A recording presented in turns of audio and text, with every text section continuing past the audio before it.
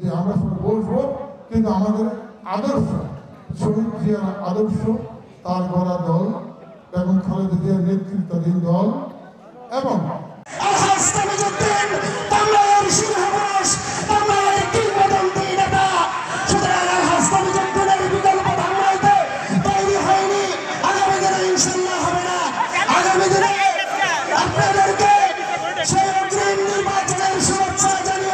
ঢাকা বিশ্ববিদ্যালয়ে লেখাপড়া করতাম, রাজনীতি করতাম, প্রায় প্রতিদিনই বক্তৃতা থাকতো। প্রতি সপ্তাহে কোনো না কোনো জেলায় সফর ছিল।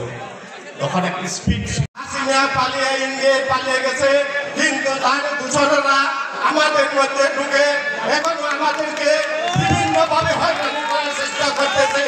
আপনারা সতর্ক থাকবেন, আপনারা সংঘবদ্ধ হয়ে থাকবেন।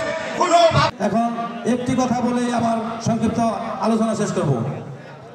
গত 17 সালে যখন সারা বাংলাদেশে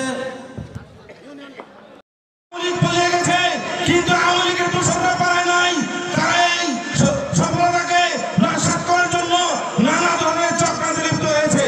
সংগ্রামী ছাত্র বন্ধুগণ, যারা সচেতন, আপনারা আগামী দিনে ধামরাইতে আল্লাহ কমিজ ভাইকে